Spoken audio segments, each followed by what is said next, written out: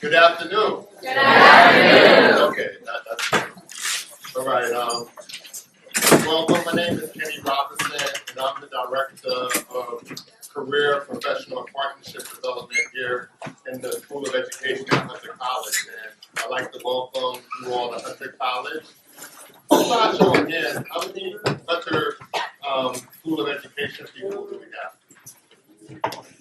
Okay, and how many people, how many SUNY people? Okay. How many people, other New York City, NYU, Teachers College? Okay, you got the message. Excellent. Other colleges that I'm not thinking about. Other CUNYs. I'm sorry. Other CUNYs. You could be proud. Be proud of that. Not jumping. Later, let's go. City College, and you found out who selected or who you sent the CUNY class as well. Okay, but hopefully it was what was last. So anyway, one of the jobs that I have here in the School of Ed is to support students with career, students and alums with career, professional, and development, growth, and connect partnerships. So I think this is an amalgamation of all three because selected, we're partnering with them to provide you with career support and professional guidance. And I think one of the most important aspects of this is you all went to school to become educators, and you made an investment in a career, and a career should last less than 5 years. And on average, sadly, half the teachers leave the profession within 5 years. And a lot of that is how they start in terms of the job, their first job. A lot of students go out in the field wearing a fragrance I like to refer to as desperation.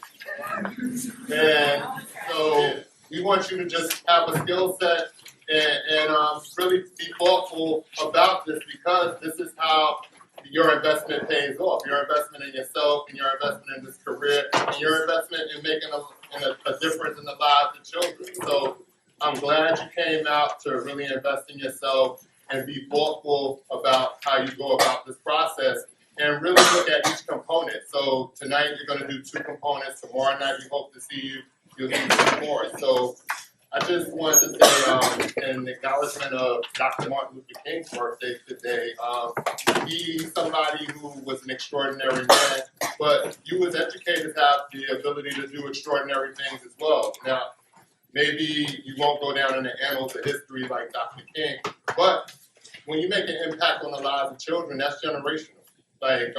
So just think about that difference and really be thoughtful and put your time and effort into this. And at some point, one of my colleagues from the School of Education Admissions is going to talk about additional certification or things you can add on to make you an even more attractive candidate. But with that said, it's an honor to welcome Selected. That we were the first School of Education to work with Selected. We saw the vision out there, and we were one of the early adapters, so I'm proud of that. And with that said, if you think about School of Education, we're one of those early adapters, innovators. We're going to get you out there. So I want to just segue to Liz and Lauren, who are going to take you the rest of the way through this journey. And I thank you. And again, celebrate yourself for making that investment in yourself. We'll also make available a few slides and handouts used during the presentation. You can go to law.getselected.com. In the next several days, we'll be posting that information. And we'll be sending out an email to you all who signed up via Eventbrite anyway, with the link. So, first of all, great. Thanks so much, everyone, for taking the time to be here with us tonight. My name is Lauren Heibach, and I'm the Director of Student Experience here at Selected. So before we get started, I just wanted to tell you a little bit more about Selected for those who are sitting on events tonight. So essentially, Selected is a free online matching platform between jobs, teachers, and potential right fit students.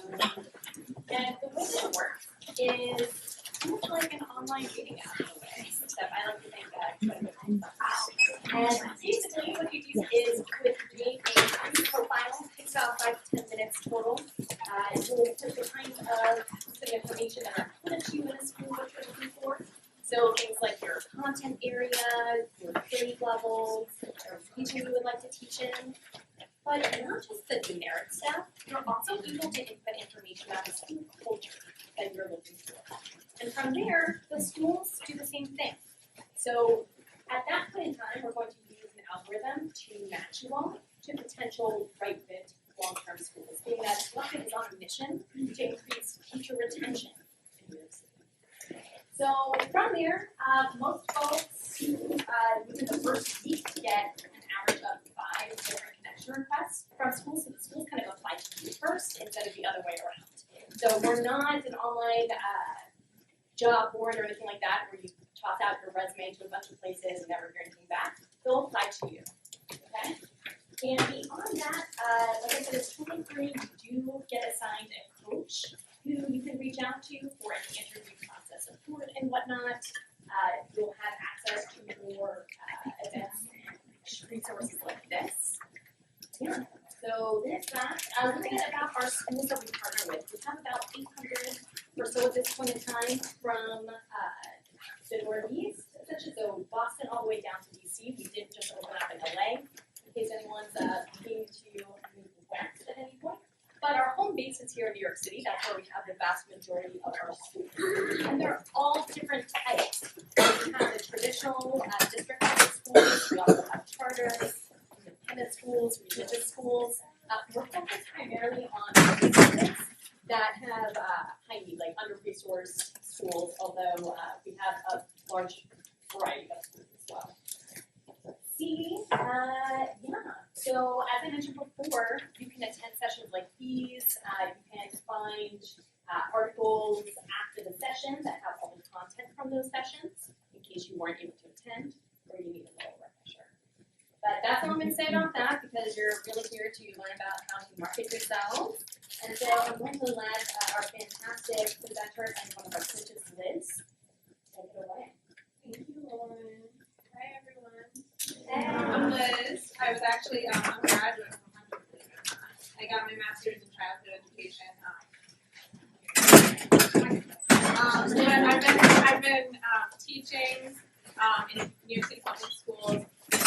Worked as an instructional coach and a recruiter. What else did I do?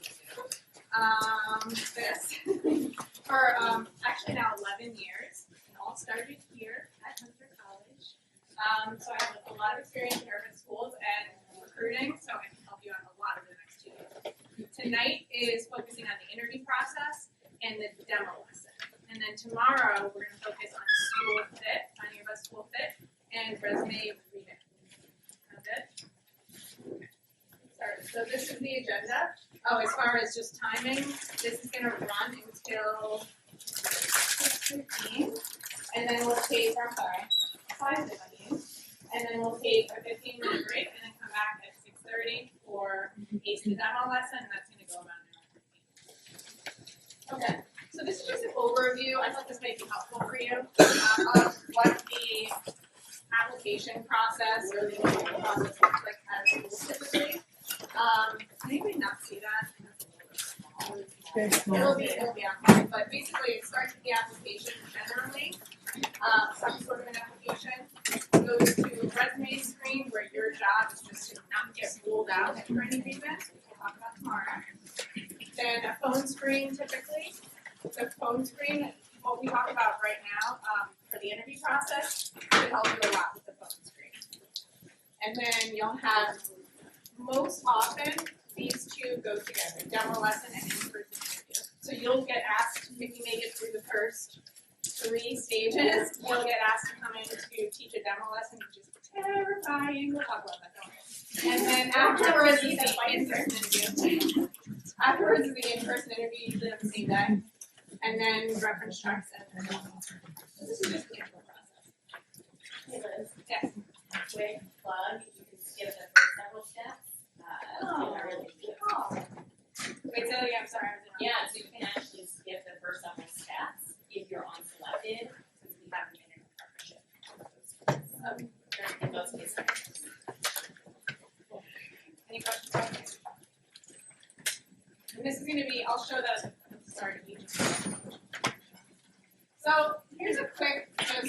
just like to show this to teachers so that you can see sort of what schools and the human resources department or what their leadership team is thinking about while they're interviewing versus what you're thinking about. And I like to do something, I think it's called popcorn, I don't know, maybe I'm wrong about that, where you just call them out very bravely. So the first person, the bravest person in the room is who? You're just going to read the first one. I didn't hear, I don't know where you are. Will You she were brave, get I our like school? you. Yes. Brave person. Are they being honest in their responses? Do I like him or her? Does she learn from? Does he learn? Project a little bit because we cannot hear you. But yes, we have 4 brave people so far. Who else? Are they a team player? Girls, step it up. I think I heard 3 male voices so far. Is she taken to a boot? Okay. Okay. Good. So these are the things that they're thinking about. The reason that I like to let you in on this is because I think teachers have a tendency, and just in general, people when they're interviewing, tend to think about their responses a lot, and if they're exactly right, and if they're worded perfectly, and if it's exactly what the interviewer is looking for, it's really just a small portion of it. What they're really looking for is, do they like you, and are you the kind of person that they want to work with, right? Are you going to continue to get better? Especially this applies here because most of you are new teachers, right? They're looking to see if you have the right mindset to be successful at your school. So this is super important. And then these are things that you're thinking about. Who's the bravest? Second bravest.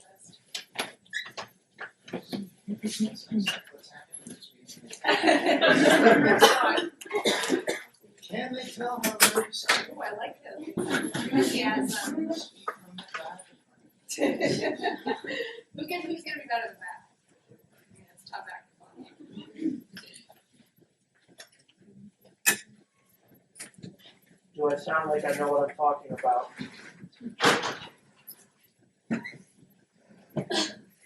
What question are they going to ask next? Do they like me? How much is the salary? Don't ask me. Okay, anything that I missed while we were thinking about general leadership? Anything else? Do's and don'ts. This is just super simple, very clean, like what to do, what not to do. Okay, plan responses to frequently asked questions. That is what we're going to do tonight. So you're clear on this. We're going to take 4 commonly asked questions and our responses to them. And that's going to help you out because even if they don't ask the exact question the way that we're wording it here, it's going to be some form of it. So you're going to have an answer. Be positive. So this is a big mistake. Lauren will back me up on this. Do not, if you've already had a negative experience at a school, which maybe you have the student, who's student teaching? Who's, I should add this in the meeting, sorry. Who is currently working in school as a teacher? Okay, who has no experience in school? Okay, all right. So, by the way, just a side note, if you love student teaching, okay, because I thought I was going to be the greatest student teacher in the world. I was going to walk in and my kids' lives were going to change immediately, and I was terrible. I wasn't a good student teacher. And then I was like, when I started teaching, I'm going to be a really good teacher. Also a terrible teacher. But as each day went on, I got better and better because I was trying, and I wanted to reflect, and I wanted to change one thing every day. And I was, by the end of year 2, I was pretty good. End of year 4, good teacher. Maybe end of year 6, great teacher. So if you're feeling, the reason I'm saying that is because if you're feeling right now like a little bit discouraged, maybe a little bit like maybe I shouldn't have done this, maybe teaching isn't right for me, that's okay. All that means is that you take teaching seriously. Okay? That's my little touch. Research the school before you go into your interview. Make sure that you know just maybe the mission statement, what kind of curriculum they use, what their behavior management system is like. And why do you think the reason for that? Research the school. So just know the basics about the school. Why do you think that's important?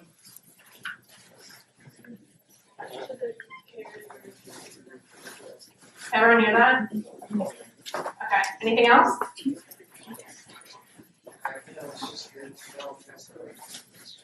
Exactly. You're interviewing them too, right? If you're a progressive teacher that believes in restorative practices, you're not going to go to like uncommon schools and be like, hey, sign me up. You know, kind of a waste of everybody's time. Not to knock it. They're great. Show improvement and growth. That's probably one of the most important things that you can do. Is just show that either you're trying to improve or that you have improved, and that you have a growth mindset. Things not to do. I know it's hard to not to ramble. You really want to make your point. You know, I know that feeling. You're like, I feel like they don't understand what I'm saying, and I really want to like keep going with it. You just want to keep going and going and going until they understand what you're saying. Don't do it. Just don't do it. Just cut yourself off. When you feel that it's happening, cut yourself off and just say, did I answer your question? That's the best thing that I've ever seen teachers do. Got it? Okay. Go ahead. Question, I have a question about researching the school. Mm-hmm. How do we look for curriculum? Like, what do we call it? How do we look for what behavior and Generally, okay, sometimes they have it on their, if it's a charter school or a private school, they should have it on their website. If it's a zone district school, they also might have it on their website or on something like Inside Schools or their Facebook page. I would do that. Yeah, I would look it up on, especially their Facebook page. Because you can even get information about like community events that will give you some hints about what the school culture is like. That might be helpful to you. if you're having trouble finding it and it's really fine to ask the school to address that. What did she ask in your, what was her question? Oh, about how to find out information about the curriculum and the behavior management stuff. It's generally available on the internet. Most things are, but if not, ask. Don't play the blame game. So if you have a negative experience student teaching or in anything, spin it around and turn it into something else, right? Make lemonade out of lemons, as they say. So instead of saying something like, well, my co-teacher, you know, you're gonna have this experience with that already. Like, you know, my co-teacher is really lazy. She comes in late every day. Like, her lesson plans are garbage. So then I end up getting blamed, and the kids aren't learning. Blah blah blah. You can spin it around to talk about like, I really learned how to work with a co-teacher this year. We learned X, Y, and Z. That you know, it's important to delegate responsibilities. And that to, you know, I'm making this up on the spot, but do you get what I'm saying? So turning, and we'll talk about this actually in the next slide. But just don't blame people openly during the interview process. It makes you look negative. I think that you might do that, but you first them. Bingo.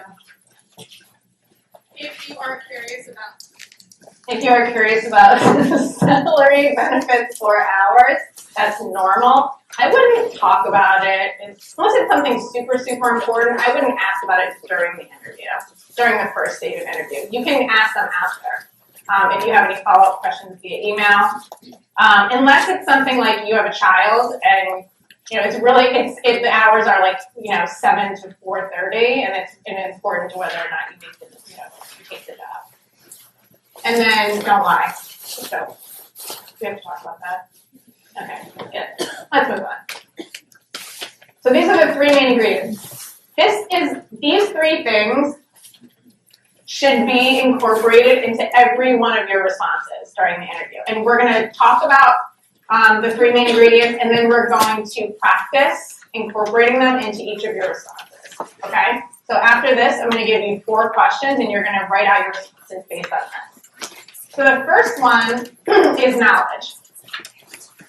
The first thing that you want to do is make sure that you talk about what you know about how students learn. That's probably the easiest part. And whether that, if you're a recent graduate or you're still in school, this is going to be primarily what you just learned, right? And that's fine. This is going to be what you studied, what you believe, what you're excited to try in the classroom, and that's completely fine. That's what they're expecting. the next thing that you want to incorporate is the application of, so basically how you apply what you know to the classroom. So I know that restorative practices work on students. In the classroom, I try to use conversation and restorative practices to help kids out when they're having trouble, focusing, or when they're having trouble with, anything behavior related. And then finally, ownership. So, and I'm gonna give you an example in a second. So, how do you respond to what you apply in the classroom? How do you use what you know, right? And how do you reflect on that to make yourself better? In other words, and then it's a cycle. And you go back to knowledge, and then it strengthens your knowledge base. So how do you know? What do you know? How do you apply it? And then how do you take ownership of it? We're going to do an example.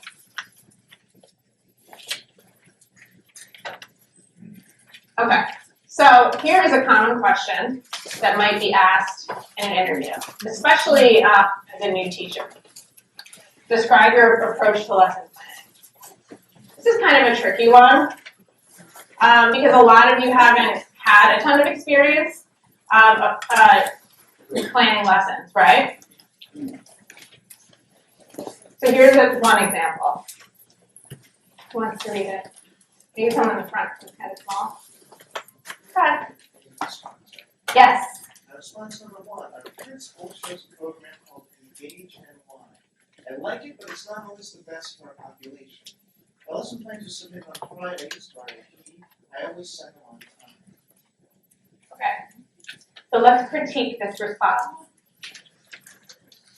We're going to use these 3 ingredients and talk to your neighbor or somebody near you about whether or not they talked about what they know and they have clearly a strong knowledge base about the curriculum, whether they applied what they know in the classroom, and whether or not they're taking ownership over that. Okay? All right, go ahead.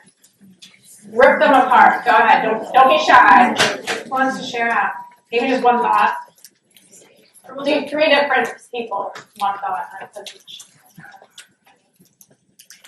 The big thing for me is that in answer to the question, it seems like they're talking around the lesson plan. Mm-hmm. I feel like to answer what's being asked you about the content, I don't know what Engage and Why is. I don't, it's not always the best for population. Why? What is this that we're talking about? What's the knowledge base that's required? Mm-hmm. It's like they're talking about the way they submit it, sending them on time. Who cares? It's good that you're passionate, but you're not being perfect. Good. Similar thoughts? Like the first 2 sentences, I feel like they're kind of blaming the principal, like Mhm. the principal chose the program. And then the next sentence kind of says that they don't always like it, so if I mess up, it's okay because the principal chose it, in a way. Mm-hmm. And they say that it's not the best for our population. So I feel like those first 2 sentences, they kind of protect. Well, it's weird because they're blaming the principal and they're saying if I mess up, it's kind of okay because I didn't pick it, the principal did. Mm-hmm. So, Is there any ownership? no. So there's, like you said, there's no ownership there. They could have said this in it, but they could have spun it around and said, yeah, my principal chose Engage and Why. I didn't feel it was the best approach for our population, so this is how I took that information and applied it to make it appropriate for my population. This is what I did, even though I didn't have the best tool. Mm-hmm. Everyone got that? That's it. That's how you spin that answer. Anyone else? There was a couple of other hands. I was gonna say they didn't really demonstrate application. When I read this question, I thought that they really wanted you to go and dissect your method of lesson planning and stuff like that, but they basically just said, oh, I use this template and I follow it, and if it doesn't work, then I basically change it. Mm-hmm. They didn't really give their particular skills and thoughts on it in their method.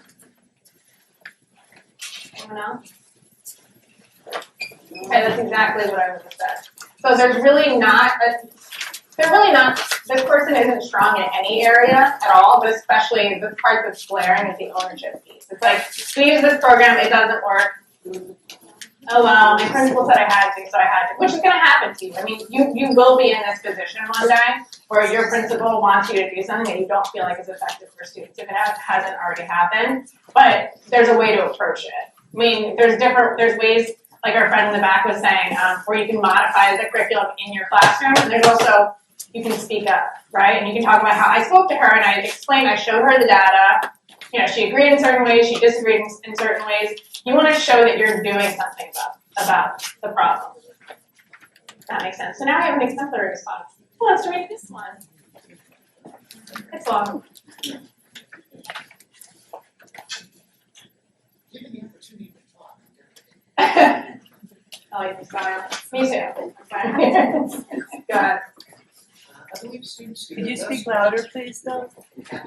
I believe students do their best learning through experimental methods, so I'm pleased that my school uses PAUSE. The material is relatable and highly engaging for students. I derive my lessons from that curriculum, but modify them to meet the needs of my students. We also streamline the template we use for our plans so that they are more straightforward and user-friendly. Each lesson has multiple CFUs built in as well as exit ticket to assess day-to-day mastery, so it's easy to assess whether students are learning. At the beginning of each school year, I work with my colleagues to map out the year's curriculum to ensure we cover all topics, allowing 5 to 6 weeks for reteaching when necessary. All right. Any suggestions for how to take it to the next step?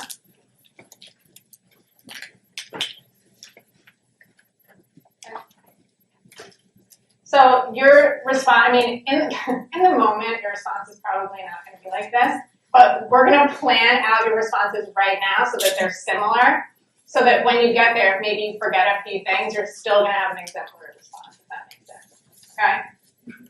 All right, so first question. Oh, wow, look at me so fancy. I don't remember doing that. How do I help?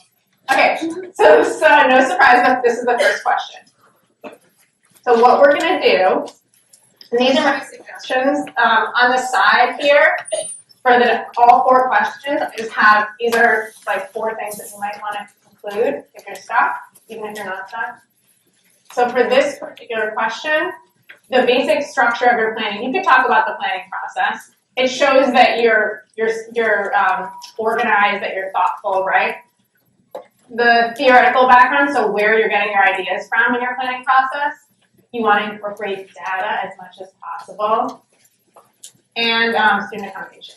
And anything else and everything else that you want. So we're going to take, let's say, I'm going to do 3 minutes. And then I'll check in with you, and if you need more time, I'll give you more time, okay? So this is the basic structure, is you're gonna write it out, and then we're gonna practice reading to a partner. I know it's terrifying. And then we're gonna share, okay? But I actually wanna stop, because I wanna make sure that we get through all the questions. What we're gonna do next is you're gonna practice reading your response to somebody, and they're gonna give you some feedback. Is that scary? Okay, good. All right, I like that. So pick a partner and take like 30 seconds to pick a partner and just any thoughts that you'd like to share before we move on to the next question? Okay. Great job. Next, go ahead. So we were talking about how I did in college and also hard to apply it Does anybody else have trouble with that? Can you repeat the comment? Can't hear you. Oh, so we were discussing how I use knowledge and ownership, but it was difficult to describe how I applied it to the classroom in this kind of like theoretical way. So, I don't know if you have any Does anybody, I talk a lot. Anybody else want to share? Well, it's sort of the same thing, but it's hard to come up with like that background and data theoretical working for like your general philosophy of teaching on the spot, but that's something that you can kind of prepare with Right. responses. So that's what we're thinking about, like, thought about incorporating data into my answers. So like an example might be, no, I completely understand. That's why we're planning them, because nobody can talk about this. But for this example, a way to talk about how you apply that in the classroom would be to say something like, I believe that kids learn math conceptually and experientially versus procedurally. So this is the way that I teach math in my classroom. I plan my lessons based around that. So it's like, this is what I believe, so this is what I do. That's the application piece. And then, so it's, this is what I believe, this is what I do, and this is what happens when it doesn't work. If that makes sense. I guess that's like a less fancy way of saying it. I don't really understand what you mean by incorporating. Does anybody else want to respond to that? Maybe all. Did anyone struggle with how to incorporate data? Okay. Yeah, you're saying yes, or you have a suggestion? Okay. So you'll find this if you're, especially if you're a new teacher, that it's definitely difficult to incorporate data, but you're going to be doing it all the time. You have to. That's just how schools are built now. So you're going to be constantly. It's basically when you assess kids. So you give them a spell. I always give elementary examples. I'm sorry about that because I was an elementary school teacher. You give them a spelling test on Friday, and then you grade them. What do you do with that data? You just take it, and you're like, okay, like you. Great job. Yeah, you analyze it, right? You try to figure out what you're going to reteach the next week. If nobody knew how to spell imagination, then like maybe you should review the word imagination. It's just a very basic example, but it's basically how do you incorporate, based on what you know about kids and what they've learned, how do you use that to plan your next lesson? Does that make sense? Yeah, so comment on that, the question that I had. In my answer, I use the term performance assessment. That I always try to incorporate some kind of performance assessment, which is sort of a buzzword that I learned in class. Into each lesson, at the end of each lesson? Yeah, performance assessment, possibly an exit ticket. Good. And I noticed in my answer, I just use a lot of buzzwords, and then naturally, it almost made it sound a little bit too much. Do I have to worry about using buzzwords too much, or using buzzwords a good thing? I think buzzwords, if you think of it as a buzzword, that's probably not authentic, right? Right. So I think you should definitely use things that you've actually done and talk about what you've actually done, and then talk about what you are interested in doing. So you can say something like, I've only used a performance assessment for one of my lessons. If you're a new teacher, you might see something like this. For one of my lessons that I did a performance assessment. And it worked out really well for about 60 or 70% of the kids. The other kids really, it was clear they didn't understand. So this is what I would do next time. Something like that. But I guess what I'm saying is just make it authentic. It's okay to use buzzwords, but not if you haven't actually used those tools. Anything else? All right, next question. This is a huge one, guys. This is huge. So who feels, I'm not going to put you on the spot, I'm just curious. Raise your hand if you feel comfortable talking about classroom management. Okay. It's the most important part of teaching, I promise. So we'll talk about that. We'll talk about that another time. But just start thinking about what you believe about how a classroom should be managed. So take 3 minutes. Oh, sorry. There's some things you want to consider. So in case you're not sure or you don't know where to start, what are your core beliefs about students' socio-emotional learning? So this part can come from the heart, right? What do you believe about how kids' social skills and how teachers need to address that in the classroom, or how kids behave in the classroom and how teachers should address that? What is your role in promoting positive student behavior? And this is huge, how do you set up your classroom for success at the start of the year? How do you want to set up those expectations? You don't have to include all those things. These are just here to help you. All right, so 3 minutes to read out your responses, and then we'll share. So I'm just going to shout some things out just to help you and ignore me. Or try to ignore me if it's annoying you. But this is basically, are you a no-nonsense nurturer? Are you just no-nonsense? Do you have a compassionate approach and you think that kids should learn through their own mistakes? What systems do you use to track behavior? How do you communicate communicate with parents about student behavior? How do you believe that students should feel at school?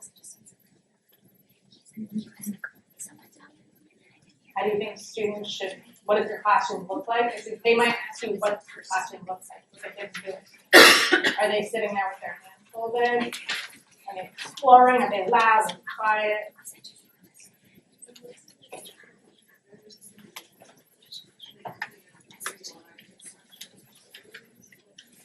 No. No, it's just whatever you believe.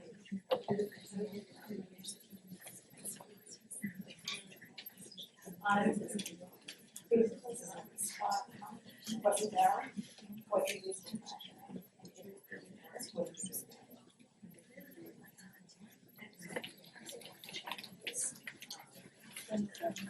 what's there.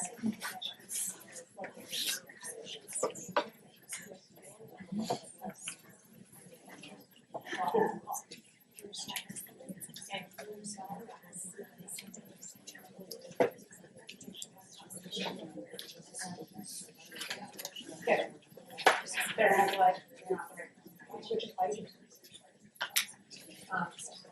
so I would say just write exactly what you believe.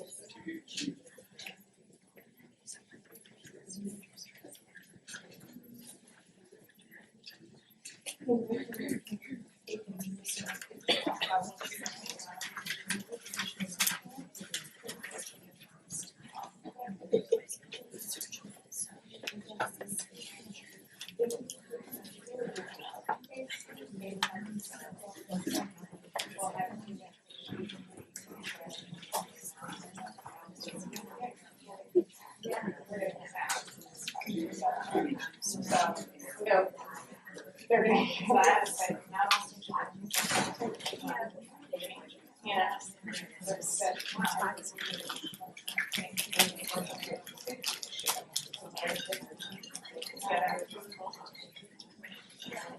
Exactly. Okay. More time? Okay. One more minute? You actually all sort of look okay. All right, so let's do partner B first this time, is gonna read, and partner A is going to give feedback. 2 minutes. 3.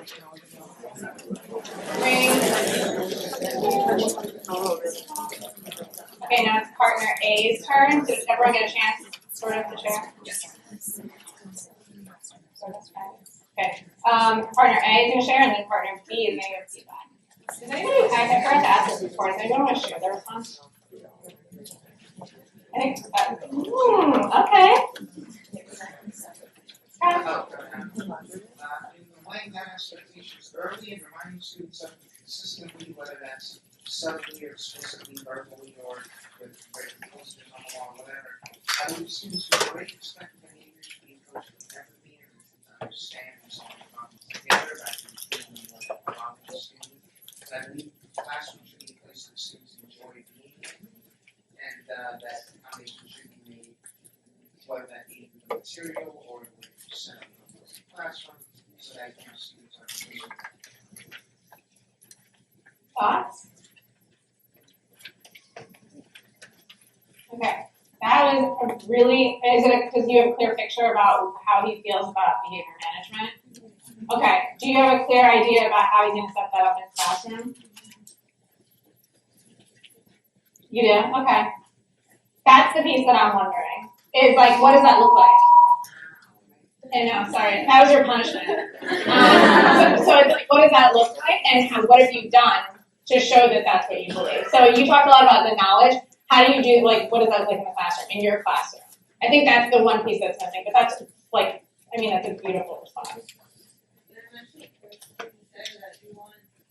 You don't want to punch through if you want to like talk things through, but how do you, that's a very noble thing to do. How do you actually apply that in real class environment? Well, you want me to answer that now? Go ahead. Yeah, the idea, I guess, is just to sort of take them out of that environment, or like whatever discussion Steve has, that you're not stopping the whole class. So I think not having it, so there's something on, if it's something that really needs, like, addressing where, then that can be, like, outside the classroom. So you would interrupt the class and then take them out individually. That's the class. It's a very, very common response. I've probably heard 20 different teachers say that. It's really, especially because restorative practices are really like all the buzz right now. You do want to have conversations with students. It's a great thing to do. The timing is really tricky, and you're going to find this out if you haven't already. You're going to have to find, and I do whole other workshops just on this. I wrote a whole blog article literally on how to have a conversation with a student. But there's a time, and it's during work time. So if a child is being ridiculous during their lesson, that's not the time to take them out into the hallway, right, and have a conversation, because there's learning that needs to happen. So you just let it go, and then when everyone's doing their work, it's up to me. Let's go. Yeah. That's By the way, this is blog article on Selective's website. It also has video clips from the session that she did. It has the PowerPoint slides, handouts, and things like that. So definitely check it out. That's gonna be blog.getselected.com. Wait, I'm sorry. Yeah, so the blog resource that Liz created around classroom management is on our blog. So go to blog.getselected.com. There's a lot of other articles and similar. Classroom management is, I was going to say it's my specialty. That sounds so arrogant, but that's my area of focus. We'll say that. So you just want to make sure you talk a lot about what you believe about how kids should be managed in the classroom, and also what you've done, what hasn't worked, what has worked, what you've decided. Okay, next question. I want to make sure that we can get through all of these. They will probably ask you this. This is one of the hardest, I think this is one of the hardest questions that you could be asked at an interview. Why? Why do you think this is a hard question?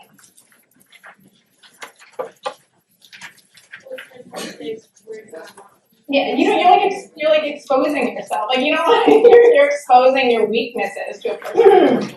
So this is the agenda for ACE to Teacher demo lesson. This one will also be about an hour to an hour and 15 minutes. It's going to follow a similar structure. There's going to be a lot of practice work. So a lot of me talking, but also a lot of you talking, specifically. Again, I just wanted to show this to you again, just so that you could see where the demo lesson fits into the whole process. After you have applied, have had your phone screen, you'll be asked almost all the time to come in and teach a demo lesson. When you come in for the demo lesson, usually you have the interview right after.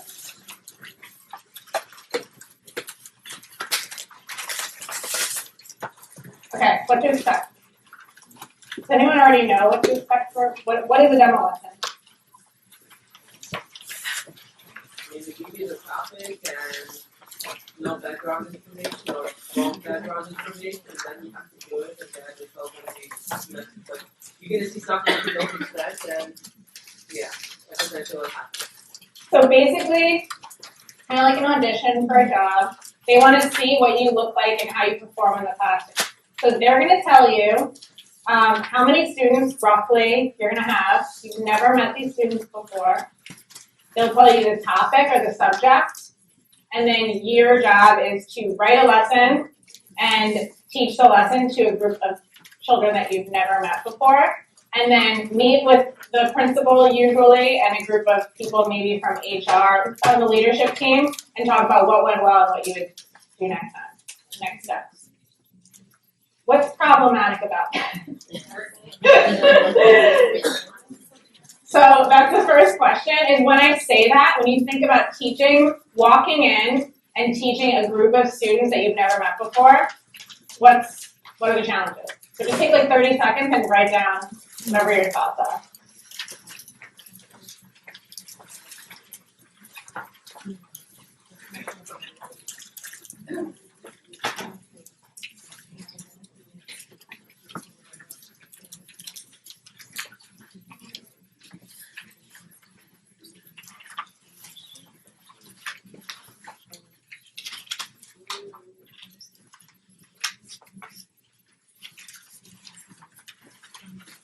Okay, let's see if we can do 4 people share.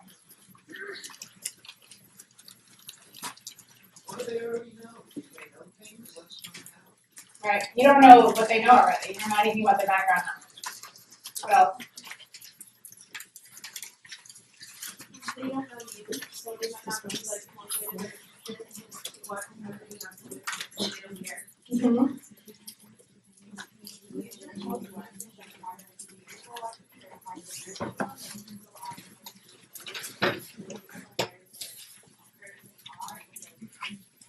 You have to create a standalone lesson.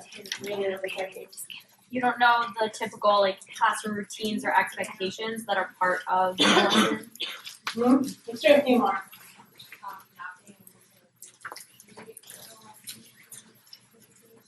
Explain a little bit.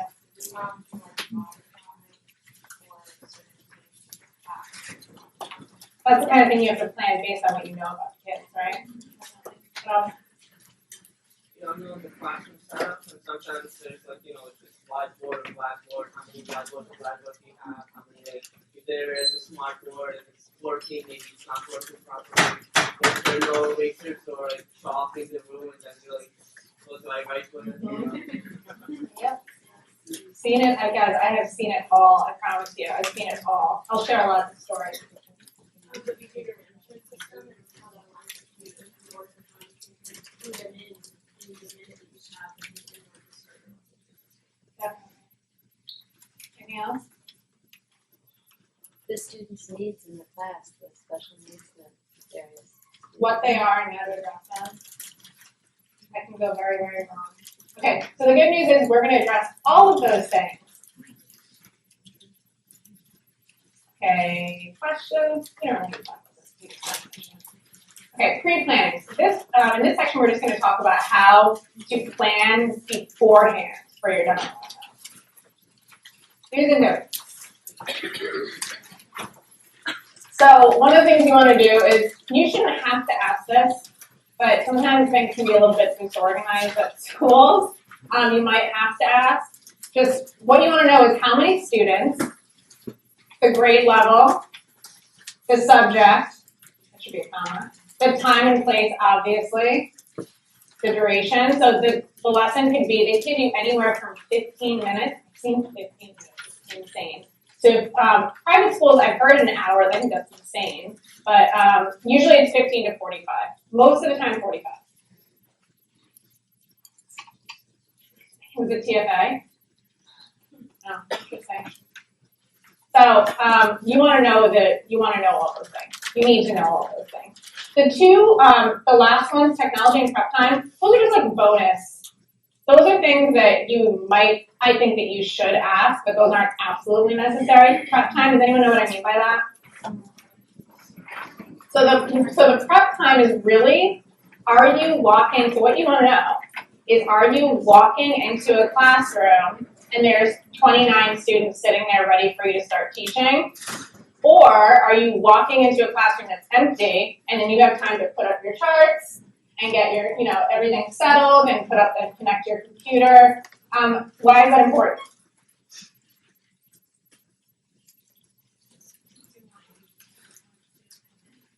Right, what else?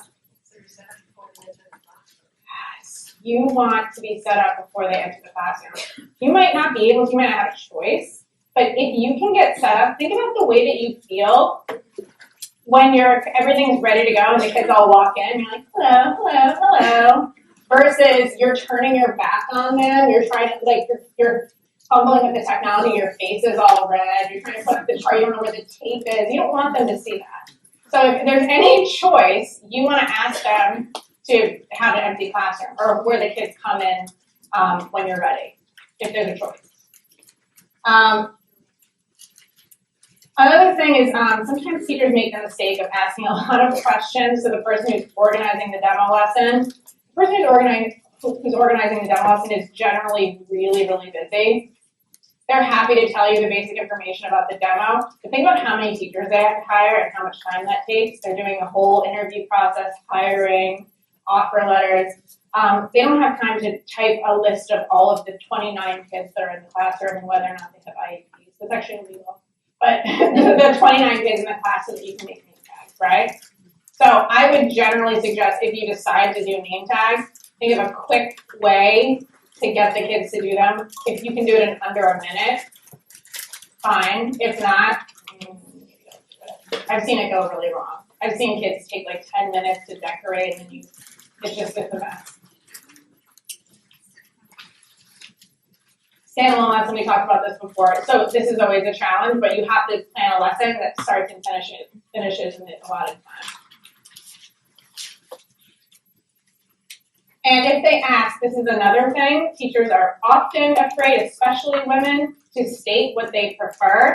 You say something like they're like, what, you're teaching second grade, do you have a preference for what subject? And you're like, no, I can teach whatever. You want to show them that you can teach anything. If you have a great lesson, tell them that you want to teach. If you have a great math lesson prepared, tell them you want to teach math. Just do it. You'll feel that much more confident that day.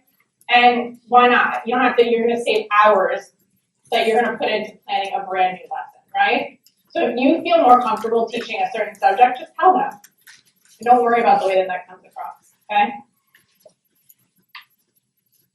And plan around your strengths.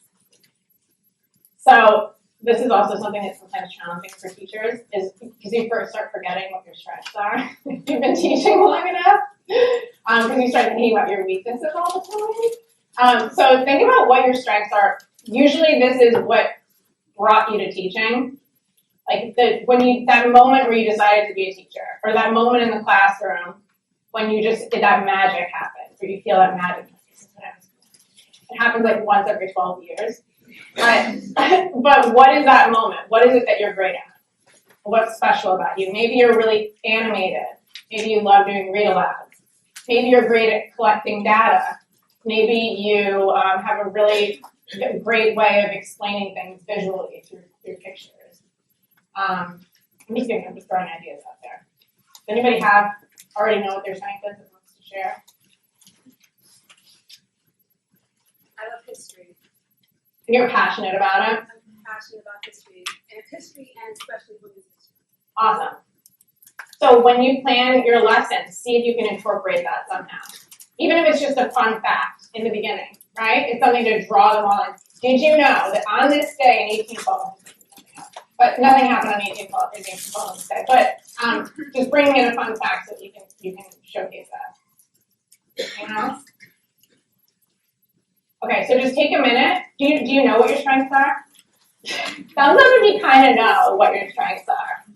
My goodness, you guys gotta get it together. There's like 10 things about you that make you a great teacher. I know for a fact. There. All right, so take 2 or 3 minutes and just jot anything down. You don't have to share it. Okay, I actually there's 40 seconds left, but it seems like you're done. Then you don't want to share? I want to share, but I also wonder if you can give me feedback about it. Yeah. So I think for me, I struggled as a student, especially when it comes to STEM classes, science and math. And so because of that, I learned a lot about how I learn, and also much more excited when it comes to teaching those types of subjects in different ways, whether it's like visually or experientially. I would say then that's great. Then it's like just picture yourself being in that class. That part of the struggle, or with the school, I mean.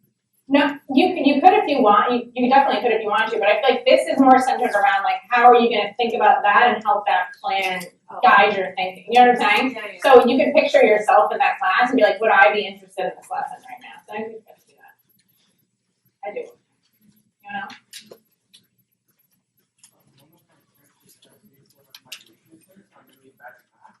But ironically, I'm really good at teaching math. Interesting. I was so bad at it that you can't get me lower. Do you think it's being so that you know how to break things down and make them simple for people because that's the way that? Yes. It's interesting. Because I feel like sometimes people who are really great with literacy or with whatever subject are actually not that good at teaching it because they don't understand how people don't understand. So, okay. And the reason I share that story, just by the way, is the only job that I ever offered that I didn't get when I was a brand new teacher was because I went to a charter school network that is no nonsense, I will not mention the name, and they're like, it's one of those schools where the kids all walk down the hallway like this and sit like this, nothing against it, they're all like this the whole time. So I spent all of my planning for the demo, like on management. How am I gonna get these kids straight as hours the whole time?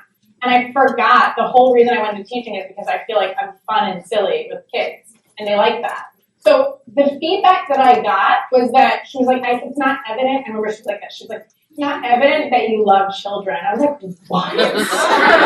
Are you crazy? It like blew my mind. But I was so focused on getting the kids straight that I didn't think about my personality and who I am as a teacher. So I always like to share that so that you remember.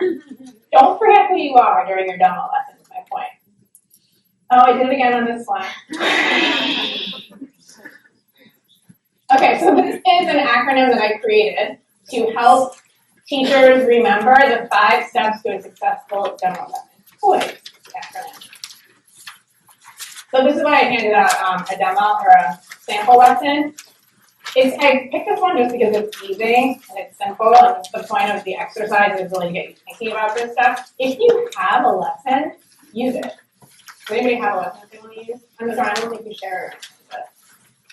Okay, so use it. If you have one on your computer, if you have one anywhere, even if you just remember the lesson and you want to do the work based around that, just have a lesson ready so that we can do the next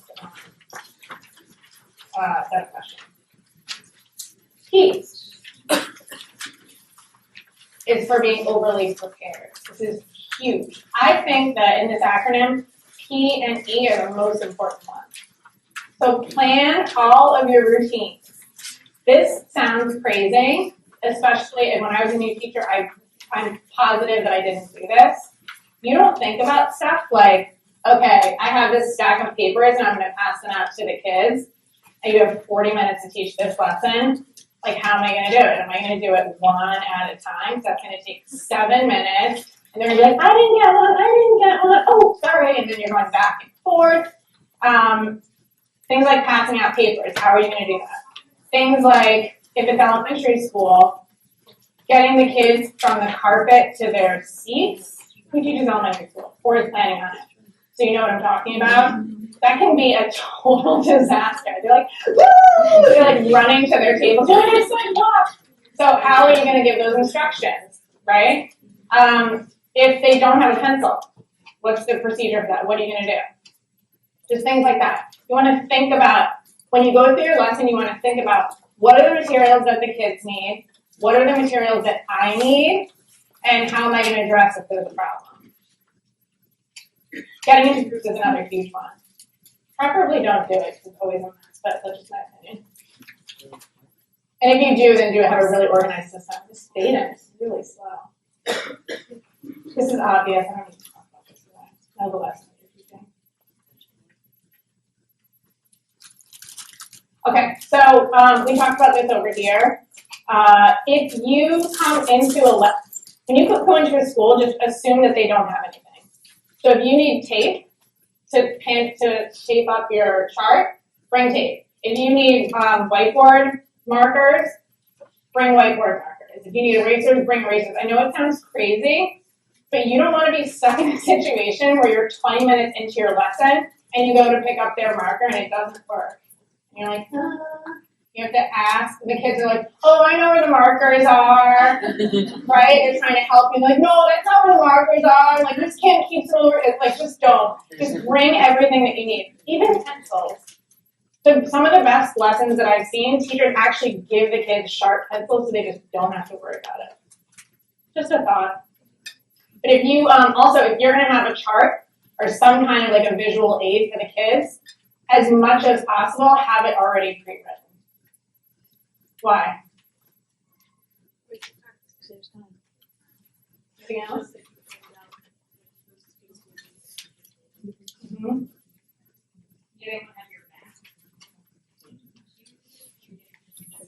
I hate to say it. Yeah. When you're doing this, what are they doing? Right? You're a new, like, they don't know you. Even if they did know you, they're kids. Like, what are they doing? They're not doing anything good. Okay, Okay, so then question number 3 is you're gonna look at this lesson that I gave you, or the lesson that you have in your mind, and just list out every single material that you can think of that they would need for this.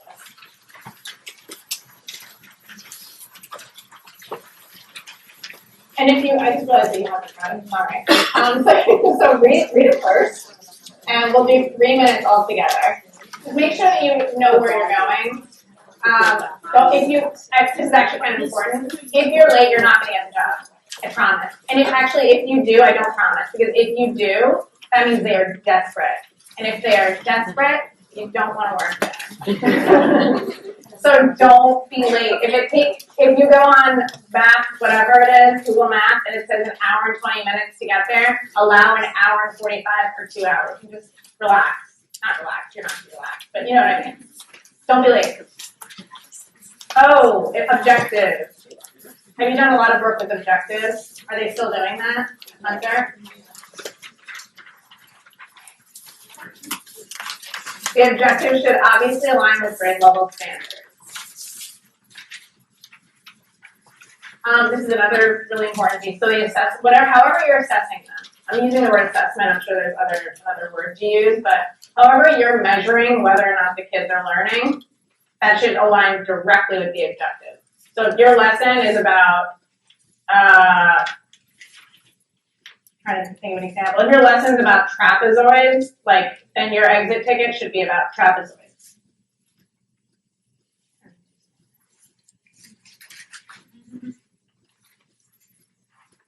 This is just a bonus. A lot of people don't do this. It's super easy. It takes you 30 seconds. Have the objective visible. Even if it's not in kid-friendly language, just have it visible in some way. It actually keeps you on track also. And some of the kids, it's funny, you'll see a first grade lesson that's like this super complicated objective is posted, and there's always one kid who's reading it out loud. I'm like, stop. It's not for you, that's for me. Okay, so now we're gonna work on question number 4, which is about the objectives of this lesson. So let's say, what's the question? Is it about making it shorter? Oh. Okay, so this is about check for understanding. Does everyone know what that means? All right, so let's do this as a group then, because I feel like this is super important. There's a lot of different ways that you can check for understanding throughout the lesson and at the end of lessons. What are some of them?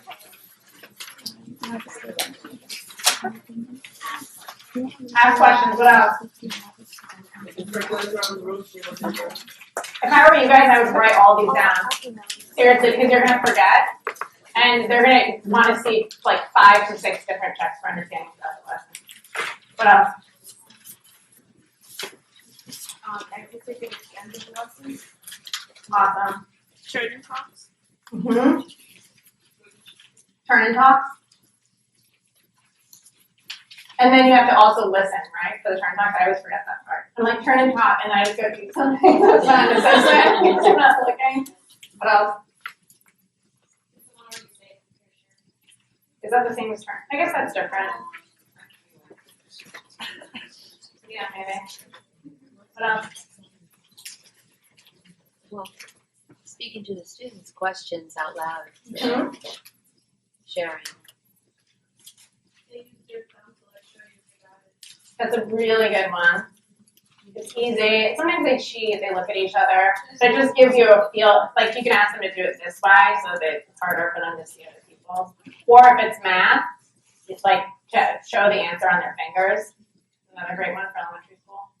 By the way, one quick thing with that is to avoid them looking around and getting answers from each other. You can tell them on a count of 3. Hold up however many fingers. Love that.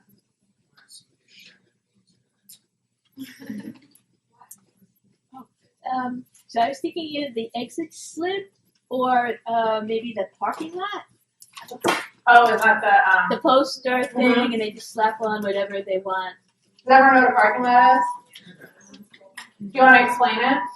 So I really have had no experience with it, but it's a big piece of oak tag. They write parking on it, and they put their thoughts, whatever it is, their lasting ideas they came away with, something they didn't understand, something that they didn't know before, whatever thought they have, where they can think of where the next step is or what they can use with that information. It's just a overview, but you need something, even though it's informal, it's not a test or a quiz, you still need some sort of tangible, something that you could show that, yourself when you get home because you forgot what everybody was thinking, or you need to show evidence to your principal or AP, so. And you're gonna want to show them the demo lesson too, some kind of evidence. So some of the best debriefs, we'll talk about debrief in a second, were teachers that I saw that had the student work in front of them. And when you ask them a question, they actually look through the student work to find the answer. And a lot of teachers forget to do that. Like, if you ask, how do you think the students did? I feel like they did pretty good. You have the data right there. Just look through their work and just share your thoughts on it. You were going to say something. You were I was thinking also those like the clicker questions, stuff like that. Those are great. I've never actually used them, but I always wanted to be one of those teachers that use them. Having like a closure at the end of the lesson, so kids have to repeat what the target or the aim objective is. Where the kids have to repeat what it was? Like what did we learn today? And they explain. Would they explain it verbally or on paper? Verbally, maybe. Anything else?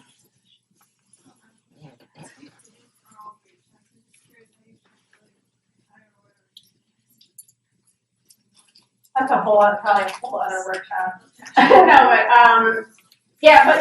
higher order thinking can be incorporated into any if you just word the question the right way. And you know what their responses are going to be, or you plan their responses, and then you know the next question to ask based on their response. To get them where they need to go. I haven't found like a correlation between understand and speak. Anything else? So make sure that throughout the entire lesson you're doing constant checks for understanding. What you don't want is for the kids to go back to their seats and they have no idea what to do. And that's when you're realizing it, right? But then you can still say that. We'll talk about that. I is for interesting. This is the obvious one, but don't forget that. So you just want to make sure that you just think about it. If you were in that class right now, would you find this interesting? Really, it's a no-brainer. I have a question on something you just said. So, like in an interview, they would ask you how you think the student did. So, should we consider having something like collecting the student work during the demo lesson? So Absolutely. Okay. Absolutely. Sorry, I should have made that clear. So in your demo, make sure you have some kind of check for understanding, something that you can look at to show the data of how your kids did. Whether it's a checklist, if you're more if you're assessing through conversation or through a performance piece or something that is more difficult to measure, to have some kind of a checklist that has like notes on it, just something. The ideal thing is really like an exit ticket or something that's on paper. Just because it's easier, and that's what most schools are probably looking for, unless it's a super aggressive school. So everyone's fun in different ways. Don't do something that feels forced. Just do something that feels natural to you. So if you have a funny story, tell a funny story. If you have a weird joke, tell a weird joke. If you love technology, use technology. Just think about the way that's authentic to you that you can make it fun. And also in a way that's appropriate for that age level. This is a huge one. Okay, let's talk about the why behind this. We probably talked about it for hours and hours on end in your classes, I'm guessing. But why is it important for students to be interacting most of the time and working? It shows that they're engaged with material. Well, if they're not on task, they're off task. They're doing something else. Right. Also, I should have actually put this while you're teaching. So during your lesson, why should students be interacting and working most of the time?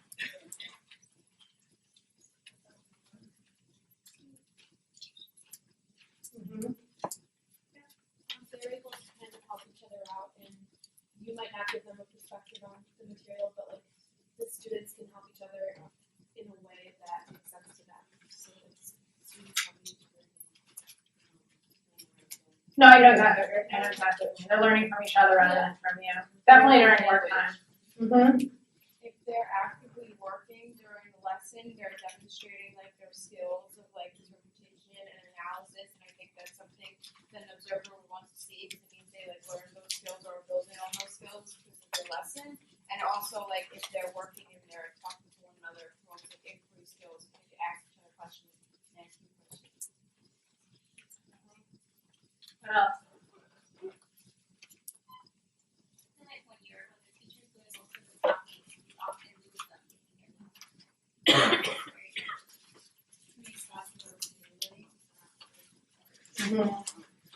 Yeah, no, but that's a really good point also about the talking. You don't realize, like, and it's funny because I do this too. Right now I'm like, oh, everybody's looking at me and they're doing this. So I just assume everybody's learning. That's what teachers always assume. They're like, everyone's looking, everybody's nodding. That means they're learning. No, it doesn't. It doesn't, not at all, right? The only way that you know if kids are learning is by looking at what they're doing, listening to what they're doing, and teaching based off that.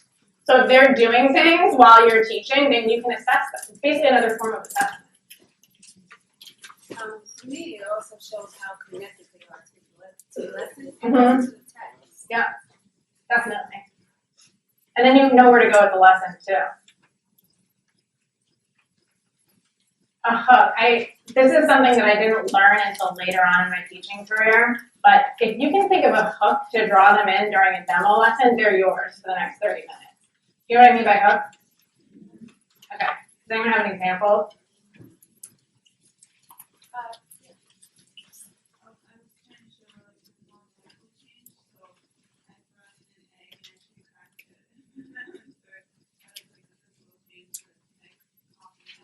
But if that doesn't grab their attention, like what will, right? So I had to do a demo lesson for a school in science, and I'm a historian.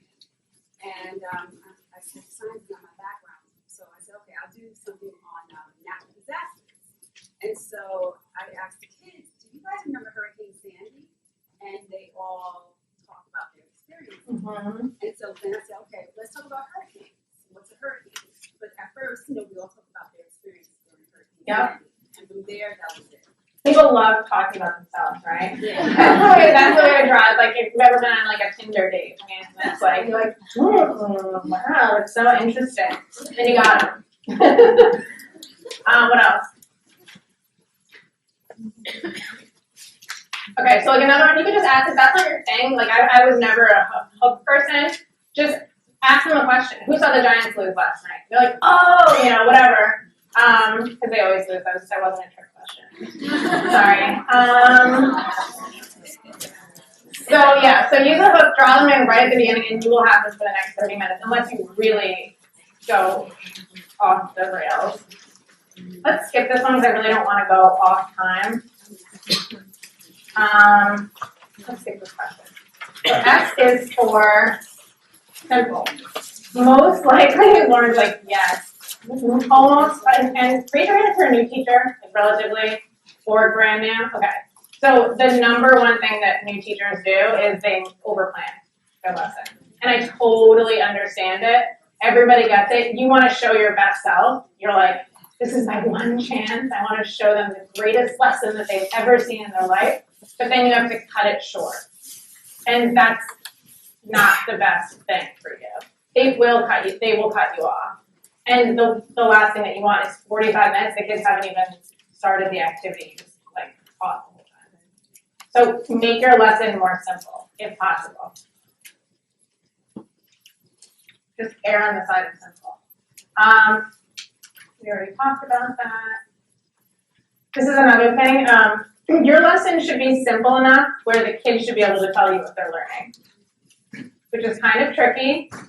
Especially for if you have less than 5 years of experience. But you want them to be at a point where when they start doing their work, someone who's walking around could say, hey, what are you working on right now? And they're going to be like, oh, we just learned that parallelograms have 4 sides and 2 acute angles. Two acute and 2 obtuse angles. Or you want them to be able to say in like 1 or 2 sentences what they're learning. And the why part, That's kind of like level 2, to be honest. You're not gonna find that generally with first year teachers or even 3-year teachers, right? The kids won't be able to tell you why they're doing something unless it's a super progressive school. If you can do that, that's amazing.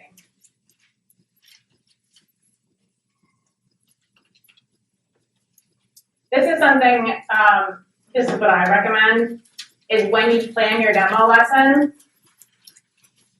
cut it into little pieces and rehearse it, giving certain like time slots to each one. So like my hook is gonna take 30 seconds. I'm gonna read this book, it's gonna take 7 minutes. I'm gonna do this part, it's gonna be 5, and then practice it. And you know what you're gonna find? That you went over by like an hour and a half, I swear. It's crazy, it's crazy. It goes by so quickly. Give yourself some buffer time too. If you end up having extra time at the end, you can always go to people where there are other ways of doing it. Like if you don't want to be opposite, not having that time. Absolutely. Any questions about that?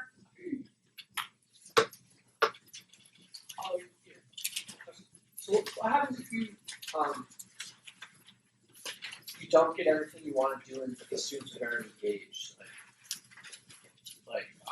I guess it's probably it's better when you have more than one lesson because you can pick up things following. But if there's something students are very interested in, a particular part of your lesson kind of derails your time schedule, do you follow your students' interests or do you try to go with the time schedule? Sorry, no. If it's your class, do it. Not the demo lesson. I wouldn't. I would acknowledge it, but I seem really cold right now. You're all judging me. That's not like her. That seems like a goal, you know. Right, you want kids to be interested, but the goal really is for kids to learn the objectives. And I know that sounds harsh, but that's what the administrators are looking for. They're going to be super excited that they were interested. And when you go to the debrief, you can say, like, wow, that was so cool. Did you see how engaged the kids were? You know, and like make a note of it for next time that you want to do that. But the main goal is that you want to make sure that the administrators want to see that you can plan what you're going to teach and the kids are going to learn it. If they're really interested in it, that's a bonus, but I wouldn't keep going. Because then they're going to see, okay, I don't know, I'll share about this in a second, because then administrators are going to see that you're going based off of feeling and not based off of student achievement, if that makes sense. You know? Go ahead. Well, I guess just like student achievement and student interest are I know. like pretty I think like but I see what you're saying, like it's you gotta get the goals. You gotta get the goals in. During a demo.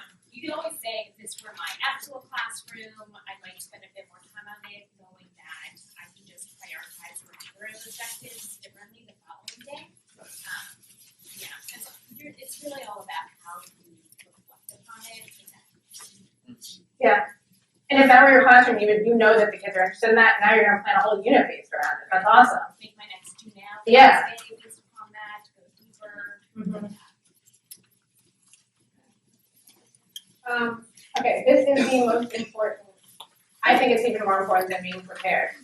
I want to say, and this statistic might be off, I want to say 75% of teachers don't set expectations in the beginning of their demo lesson. Right? Do you know what I mean by that? So setting expectations is basically going over some rules.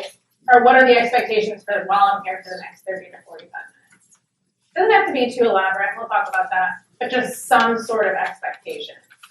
And sometimes it's fine if it's a 11th grade math class and you, for whatever reason, the kids are actively engaged and they're all raising their hands. Most of the time it doesn't go well because they just start calling out, they start trying to go to the bathroom, they start touching each other, they start popping up on their knees and they can't see, all kinds of things pop up. So you want to review, you want to have like 3 expectations already ready and review them with kids. Just make it super quick. You don't have to go into the why. You can do it if you want to. And it's important to show that you respect kids and you want them to know why we do things. But just don't go too far into detail. I think that's like, I'll give you an example. Okay, kids, we're going to all raise our hands. Why do you think raising hands is important?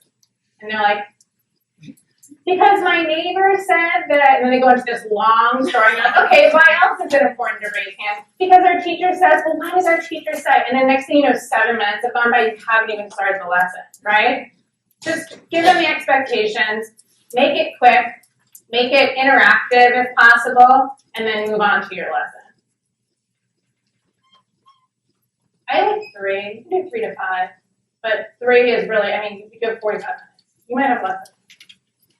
And also consider a pre-written chart so that you don't have to write it. We talked about that before, writing in front of them.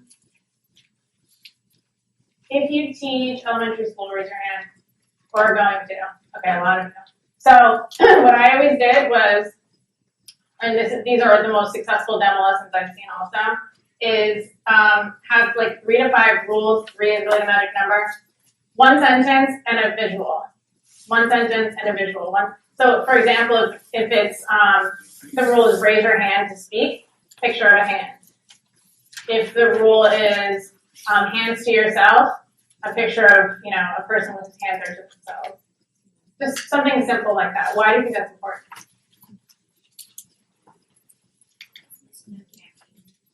Right. You don't know who can read and who can't, right? You don't want to get into a thing. Also, then you can just point to it. If a kid's not doing it, you don't have to be confrontational. It's like, right? And you know that they're not going to be like, what's that say? If they see the picture of the hand, they know what it is. Anything else?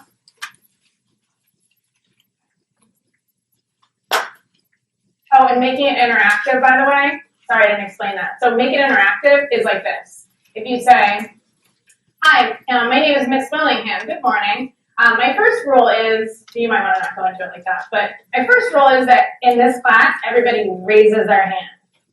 Want to try it? Everybody, let's try it. Raise your hand, right? That's making it interactive. So the kids who are just completely zoning out, now they understand, right?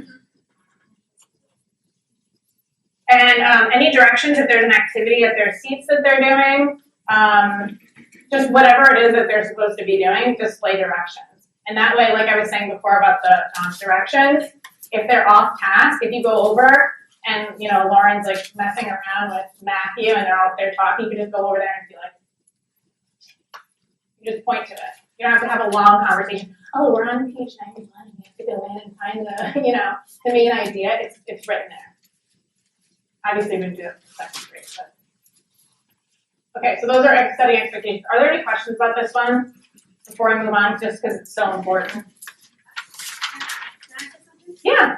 I mean, it's good to set expectations for behavior, but to be honest, I've worked in different schools where the behavior was severe. So it's good to have that, but you also have to be mindful that you're going to be in spaces where you could have that, but that might not be ideal. We would like for this to be ideal, but you're going to be, you have to also be realistic and know that sometimes the behavior is not going to be this at all. Right. So be prepared. That the kids are not going to follow through. That they'll be like, nah. 1,000%. Not at all.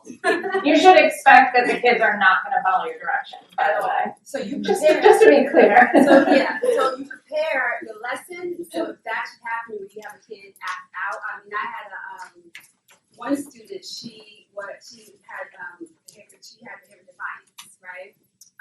And this was kindergarten. I was subbing as a ELA teacher, and she. She had issues where she did not want any other students to deal with me at all. She literally was just, she didn't want none of the students to touch me or call me. So I made her my helper. Right. And so knowing how to deal with students who won't listen at all and how to make them your ally and work with you within your lesson. Mm-hmm. And use that. So extreme behavior. Yeah, extreme behavior. And you'll see them. Mm-hmm. But how do you utilize that within your lesson if that should happen? Mm-hmm. So those things you have to do that. If nothing else, because you're all brand new teachers, most of you, if nothing else, do this. Because literally, I'm not kidding, 75% of teachers just walk in and start teaching. You can eliminate a lot of behaviors just by being like, this is what we're doing right now. But you might have extreme behaviors. I'm not saying you're going to. I've seen it a lot. And we'll talk about what to do, don't worry. That's the next slide. Any other questions about expectations?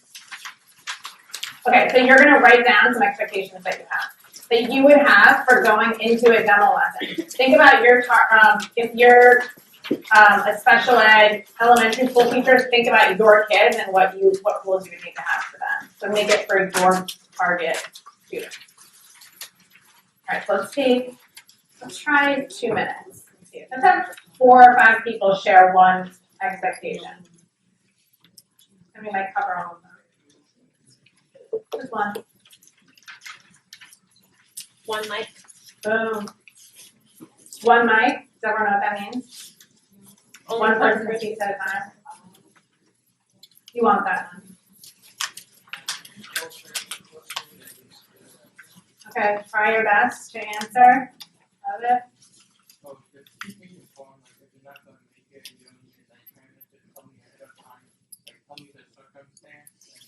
Oh, this is for your classroom, not for the demo? Yeah. Okay. But that's a good rule to have though for your class. Yeah. I was gonna say like the use of accountable talk like during debates, kind of like instead of saying, oh like that's stupid, I don't think, no. Say something like, oh like that's a good point, but I disagree, I think this. Like kind of like let them talk in a way that's respectful, but don't voice them. I would definitely do that if your lesson is related to debate in some way. Yeah, I think I'm gonna be like upper level social studies, so that'll probably be a big part of it. Yeah. If that's your demo, do that. If it's not in your demo, don't mention it, because then they're all gonna be like, I disagree for no reason, just to try it. You know what I mean? But if it's related to the lesson, definitely do it. Anything else? Raise your hand. How did I forget? The silent signal. Your lesson will get destroyed if you go to do the clap and they're just like, your lesson is gone. Like think about that moment where you're like, oh my god, I don't have control. And the kids are not listening to you. Do that right away. That's rule number 1. Respond to the silent signal. Let's try it. Ready? I'm not doing it with you, but you get it. So like, this is rule number, my name is Miss Bellingham. This is my silent signal. I'm gonna do this. Your turn, right? And then you see if they can do it. Let's try it again. I didn't see everybody. Let's try one more time. You got it, guys. You know, whatever. Make sure that they have that signal. Why? Yes, that's why it should be interactive. But why should you have some kind of an attention-getting signal in your demo lesson? So when things get out of hand, we stop, read, and reevaluate. Yeah, or even if things aren't at it, even if they're all doing work at their seats and you're like, oh, I forgot to mention, you want to show them something. If you can't get their attention, what are administrators thinking if they see you not being able to get kids' attention? Ooh, they're thinking that you can't keep the kids safe. And if you can't keep the kids safe, they're not going to hire you, right? It's a little intimidating, but don't worry. Okay, so everything that I'm saying right now, that where you're like, oh my god, this is so intimidating, we're going to talk about if everything goes wrong, what to do. Don't worry, because everything might go wrong. When disaster strikes, I have seen so many demo lessons, and I've seen a lot of really, really terrible ones. Really, really terrible ones. And some of the ones that were on the terrible side, the teacher still got job offers.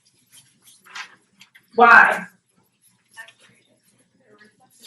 Say that again? They were reflective about their practice. Because they were reflective. Because they went into the debrief afterwards and they were like, I know. I did the sound signal and they didn't respond. None of the kids were listening. I know. That's something that I need to work on. Next time, this is what I'm going to do. Right? So, warm, strict corrections. Warm, strict corrections, it's kind of like self-explanatory, but does anybody want to give it a stab? This is what you do if like 1 or 3 kids are off task. So you just like, it's just finding a way to correct their behavior in a way that's not rude. So like I was saying before, like that. That's a warm, strict correction. It's just you're not being rude and you're redirecting their behavior. Or Like, well, remember, we're raising our hands. Like, that's a warm, strict direction. There's no, it's neutral, you're not angry. So that's what you do if, like, let's say 1 to 3 kids are off task. You want a warm, strict direction. All right. Reset. Who's seen Kindergarten Cop?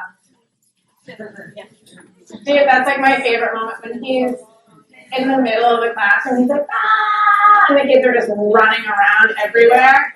If you haven't had a moment like that in teaching, you probably will at some point. Probably more than one. If that happens, that's okay. Why? Because you have your signal. You know how to use your signal. If you don't know how to use the signal, it's a safety issue. Right? So if the kids are all, or even if the kids are just at their tables and they're all, here's another example.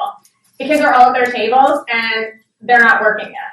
So you said go back to your seats, you wrote the directions, go to page 47 and write 2 thoughts down on the post-it. I'm just making something up.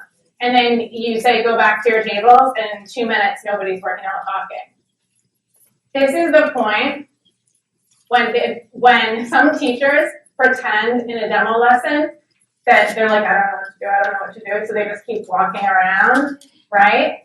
The administrators are watching this thinking, like, this is what she's gonna do in her classroom, this is what he's gonna do in his classroom. They're gonna let kids be off task. So what you need to do at that point is reset the expectations. Boom, boom, boom, boom, whatever your signal is. Just a reminder, everybody, we only have 7 minutes left to finish. We should be on page blah, blah, blah, doing blah, blah, blah. Even if they don't go right back to it, you're showing that you notice and that you care, right? Does that make sense? If most of the class is off task, just make sure you reset the expectation. If everything goes terribly, everything is a total disaster. You have kids cutting each other's hair with scissors, right? Stop. Stop. Wow. That's bananas. But like during a demo lesson, I don't even know what I would break out of hives. Okay. So if the lesson is a total disaster, the kids didn't learn anything, they were acting ridiculous the whole time, they were disrespectful, they didn't complete the activity, you can, I swear you can still get the job. I know it's crazy. You can still do it. So don't freak out. For the debrief. These are some do's and don'ts for the debrief. The debrief, for those of you who don't know, is after you have your demo lesson, they're going to ask you to come into usually the principal's office or someone's office, where you sit at a table with whoever was watching your demo lesson, and you just go over, you just talk about how it went. So this is what to do and what not to do. Okay, so you're going to want to do this. Don't be offensive. You're going to want to say something like, well, I only had 40 minutes, or I only had 30 minutes, and I don't know the kids, all the things that you're thinking that are true. But everybody that does a demo lesson has the same restrictions, right? So you don't want to make an excuse. Even though it's true, I get it. Even though it's true. And also, don't guess. If they're asking questions about how the kids did, look at your papers that you have in front of you, right? Look at your checklist. Use the data. Use examples. Use kids' names. Why? Why? Yeah, exactly. So it shows that you know the kids well. What else? Right. Think about what that says about you as a teacher, that you actually care. You're looking at the data. You're not just guessing.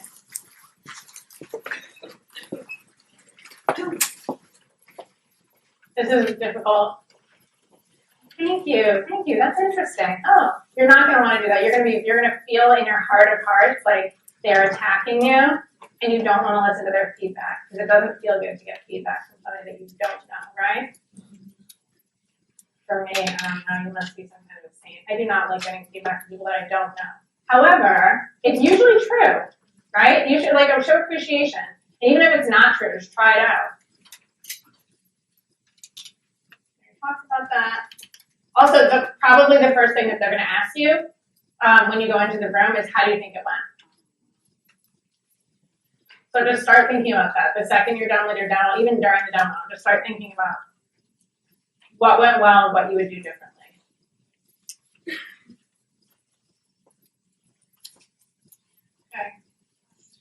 Did I finish on time? This is Q&A. So I kind of breezed through that last debrief part. Does anybody have any questions about the debrief?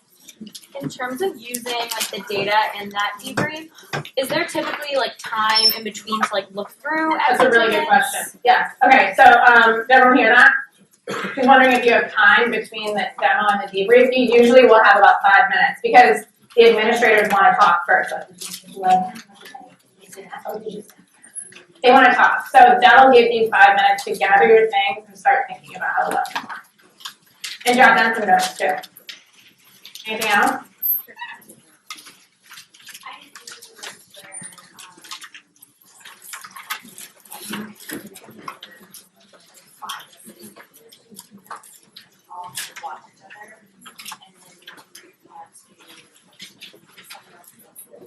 I've seen that before. It's getting more difficult, especially with charter schools. Yes. It's getting more typical, guys. Did you hear that? So be ready for that. So will you say it again? I'll give you.